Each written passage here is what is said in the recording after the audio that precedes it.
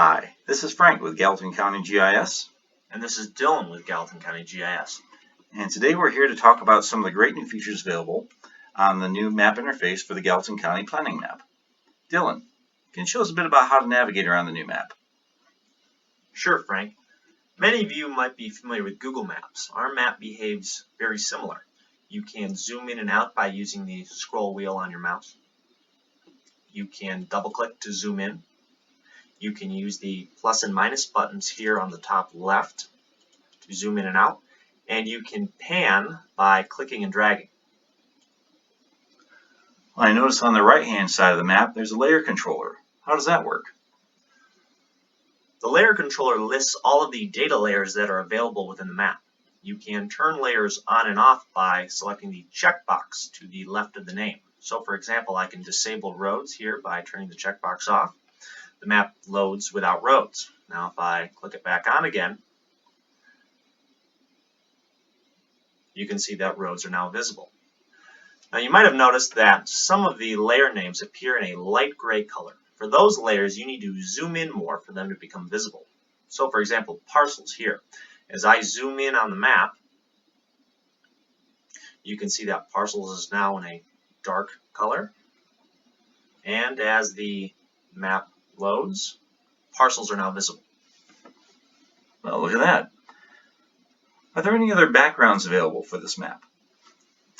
Many people might want to turn on an aerial image. To do so, you can simply go to the background layer controller here in the top left and select one of the options. Now, for most people, the high-res option is what they are looking for. But that one does not have a specific date attached to it because that's a mosaic of the most recent available data. So if you want a specific date, go ahead and choose from the different years available, and that will have a consistent date throughout the map.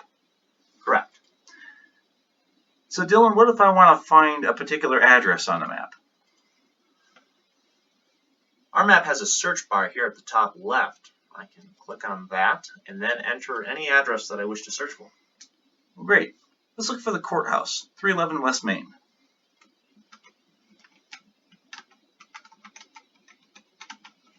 I type in the address and press enter.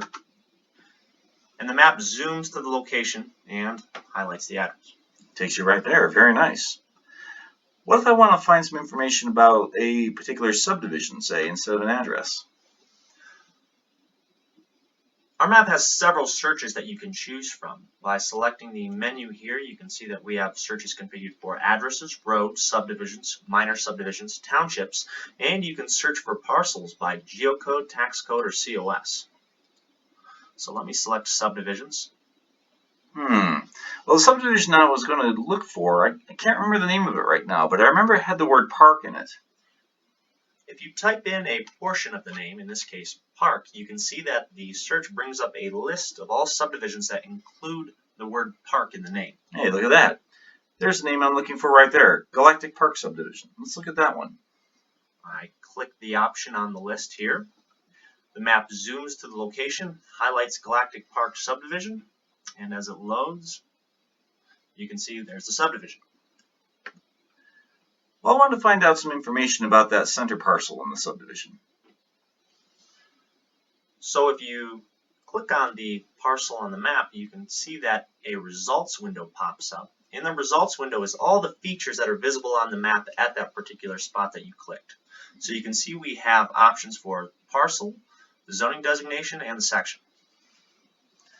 On the parcel record, you can view the information about the parcel, geocode, tax code, as well as links to the cadastral record. Tax record is also an available link.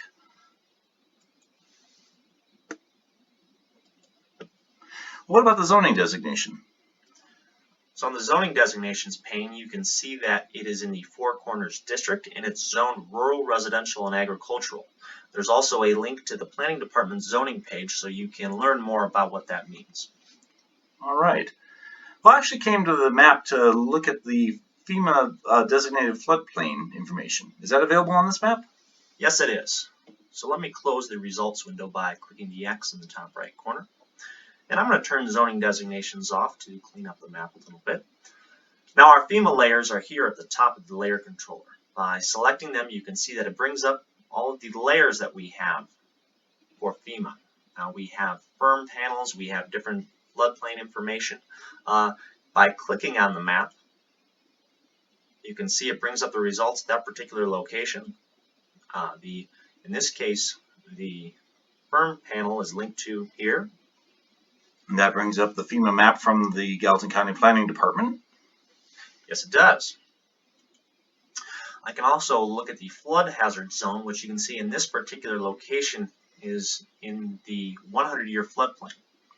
And I noticed the parcel and section information is available there as well.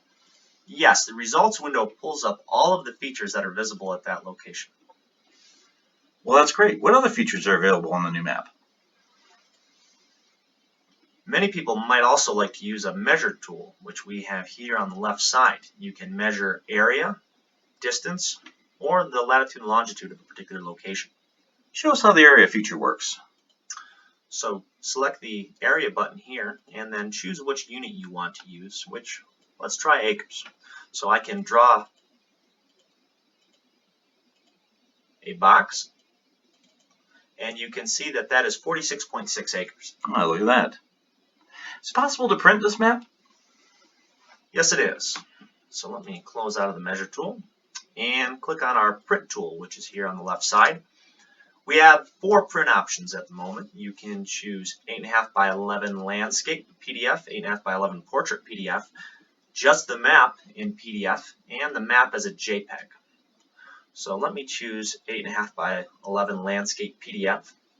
Now we'll let the map work. You can see the spinning wheel here. When it's done, it will provide us with a link to the PDF that we can then download. Now I encourage our users to download the map, which is linked to here, because this PDF is only temporary. So if you wish to if you wish to share it with someone, it's best to download and then send them the PDF. Well, that looks fantastic. Dylan, thank you very much for showing us around the new map interface. You're very welcome, Frank. Now I encourage our users to use the feedback option that we have here in the lower left corner of the map. That brings up a form that you can fill out. I review the feedback occasionally, and I really do enjoy creating maps that are easy to use, and I like having feedback from the public. It lets me know exactly how they're using the map, what they like, what they don't like. It's terrific. Well, I'm sure the public's going to love the features that you've introduced on the new map.